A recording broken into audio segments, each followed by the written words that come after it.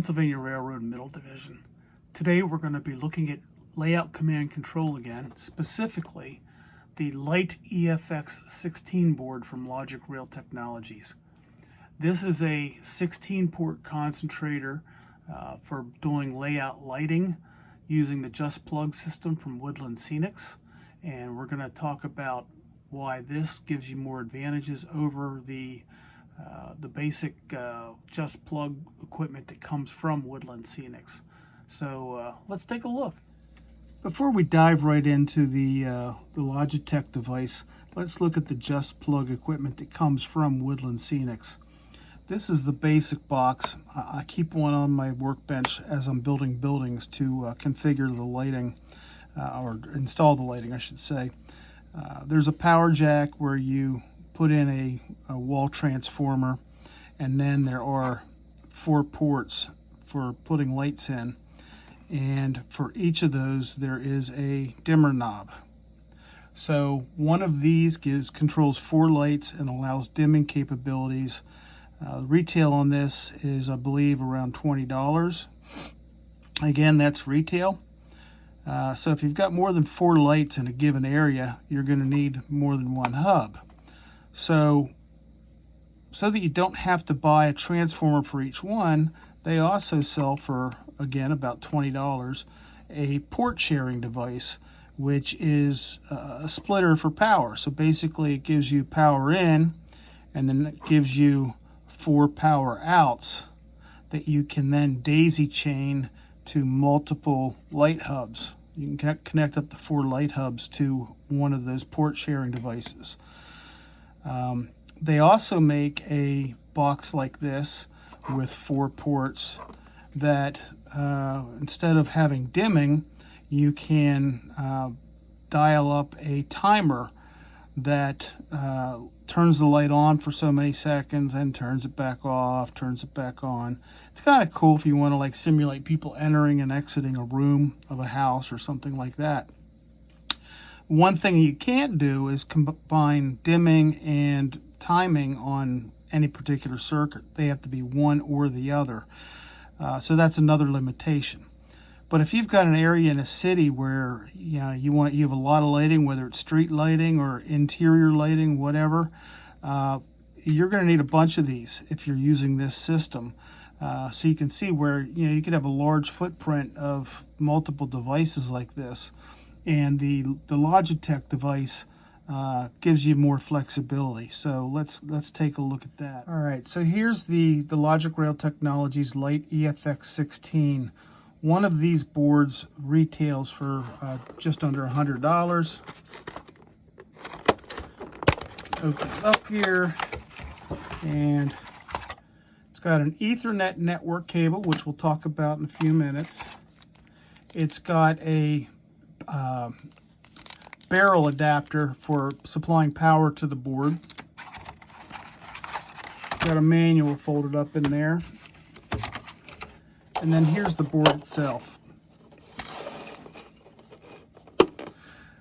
So the board requires power, and you can either do that through an external transformer here, or if you have like an accessory bus that provides power to your layout, that's where this barrel connector comes in. You can connect it to that accessory bus, or you can use a wall transformer. And the Logitech device also has these 2 network ports, and this uses standard 10 base T cable like a computer uses. That's an RJ45 jack with 8 conductors. Compare that to old school telephone, which is an RJ11 with 4 wires, or LocoNet, which is RJ12 with 6 wires. So this is 8 wires. You can make up your own cables. However, it's a lot more difficult than the flat wire that you have for LocoNet. There's 4 twisted pairs, and you have to keep them twisted as long as possible. You can't have a lot of exposed straight wire. It can lead to interference. You have to keep them twisted. So this is a scenario where you might want to pay for custom cable lengths and order them online. You don't have to keep this board connected to the network. You use this for programming, then you can dispose of it, set it aside, and then just mount the board wherever you need it on the layout. If you do keep it connected, there's a couple advantages. They say it can provide power through the network. I'm a little skeptical if you have a lot of devices that you can get all that power through the network. I plan to use local power. And the other advantage to having the network connected is you can program the individual ports to respond to activity on the network. For instance, if you have a fast clock and the sun is going down, it's becoming evening. Maybe you have room lights that get dimmed or whatever, but you can have your building lights, your street lights come on automatically based on the time on the fast clock, or any other number of external actions that can lead to this board listening to traffic coming through the network and responding appropriately. So we'll talk more about that after a while. So we got 2 network ports. If this is the last device in the chain, you've got to put your LCC terminator on that, and then you've got 16 ports to work with. And there are a couple of buttons that'll come into use after a while. There's also an optional input board if you want to have like buttons to control certain things. So let's get into it further. Okay, in a previous video, I demonstrated how to set up an LCC network using railroad circuits components. And we have an LCC buffer USB box connected to the computer that is running JMRI. And I had a terminator on that box. I've removed that terminator and plugged in the other end of the network cable. And now I'm taking this end of the network cable and I'm placing it into this board. And I'm also taking the terminator and putting it into the other port, since this is now the end of my bus. When you turn your system on, you'll see a green light on the terminator that shows that the LCC bus is working properly. And when the gold light is on, that means LCC is functioning properly. One thing I want to point out at this time is this Open LCB Node ID. This is basically the equivalent of a MAC address on a computer network. For those of you that are familiar with that, I'll leave it at that. Otherwise, think of it more as a serial number. It's a unique ID. The first 4, these are called octets, the first 4 are unique to Logic Rail Technologies and the product type. So I don't know, maybe 0202 is Logic Rail Technologies and 0102 is a Light EFX 16 board, not sure. But then you have these last 2 octets. And with an octet, it can carry a number from 0 to 9 and then the letters A through E. But these two octets provide a unique identifier to this individual board. With DCC, when you get a board and you plug it in, it's going to have like a default ID of 03, much like a decoder does. And you have to program it through the network. So you need to have only one 03 at a time so that you can renumber it. And it's also then bound to that particular model railroad. With this being a unique ID, no other board has it, a couple of things happen. One, when you program this through LCC, the programming is stored back on the board, so it remembers it. That's why I said you can disconnect this and just install the board out on the layout, and it'll continue to perform all the functions that you've programmed for it. But when you have it on the network, it uses this ID to identify itself. So when we go to Panel Pro we'll be able to see this individual board. We can rename it so that it has a logical name rather than just the address. And the cool thing, like if you're in a modular railroad group or something, since that is unique, you can take your module with one of these boards installed and interoperate with other modules that may also have boards installed, but they will never conflict with each other because that is a unique ID. And when you take it from one railroad to another and you bring up Panel Pro, these will automatically populate for that purpose. So that's kind of cool. Okay, I've launched JMRI Panel Pro, and I previously configured JMRI to show the LCC menu up here. And that's in a previous video if you need to go back. But if I pull down that menu and go to Configure Nodes, it will bring up a window of everything that's on my LCC network. Now, this part here, everybody will see, but this is the board that I just added, and you see it's showing the address that I pointed out in the previous segment, that 30.3C. I can now go to Open Configuration Dialog, and I'll get a window where I can pull down this identification tab and device settings, and here's where I have the username,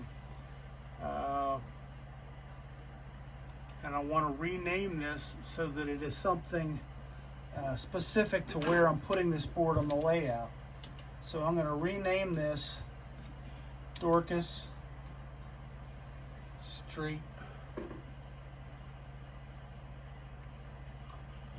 That's a location in downtown Lewistown. So I'm still retaining, what type of board it is, but I'm giving it a common name that I'll be able to identify.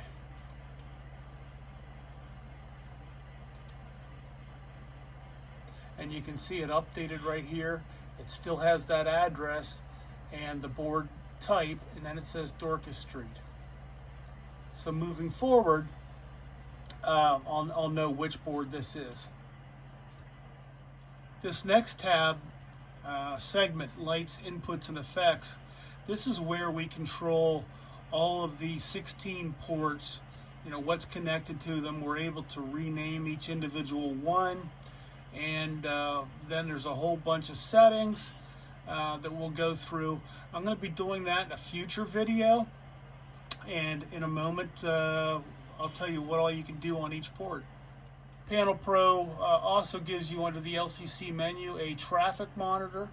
You can bring that up and it will show you traffic on the LCC bus, similar to what you would get on the LocoNet monitor.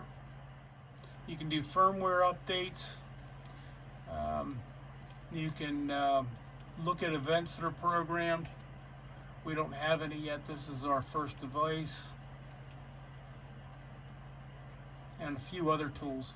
So looking at the manual, I mentioned all the different lighting effects that you can apply to the individual ports, and I'm only going to review a few of them, but there's one where it's steady on. That's the default. That's where the light's on, nothing special going on. There's a fade in and fade out.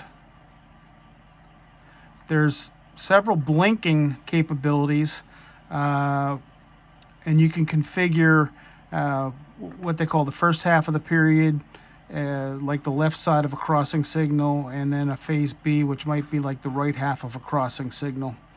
There's also pulses. There's fast blinks.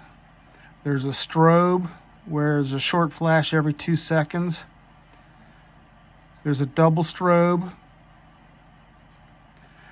There's a flickering that looks like a fire that has several additional options.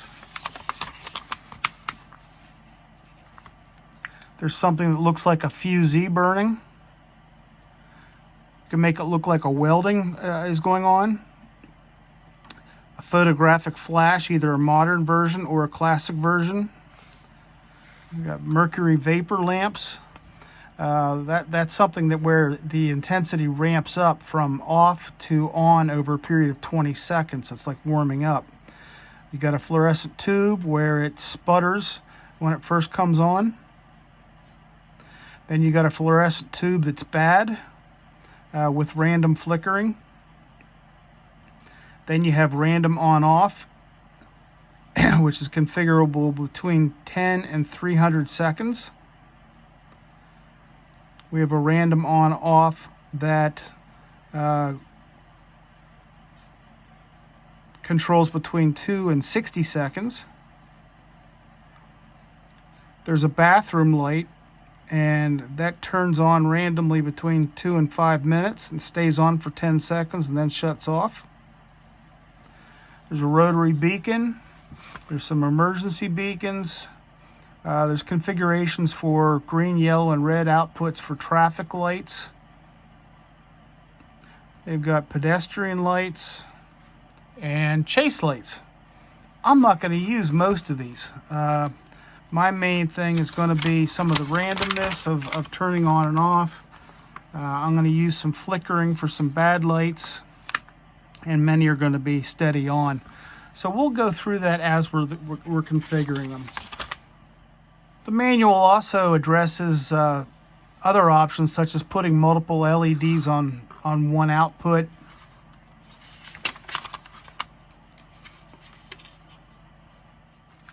This shows you how you attach that input board if you want to use buttons to activate your effects.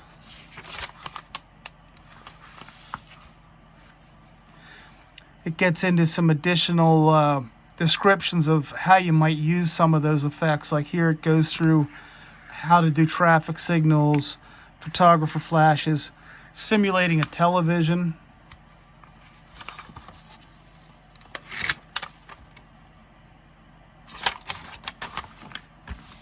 More on welding, and fusees, and chase lights.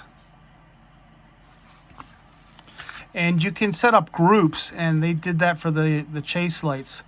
For instance, they have numbers 1 through 6, so you can group all the 1s together, group all the 2s together, and so on. So that's it for today. In our next video, we'll actually connect some lights and configure them. So stay tuned.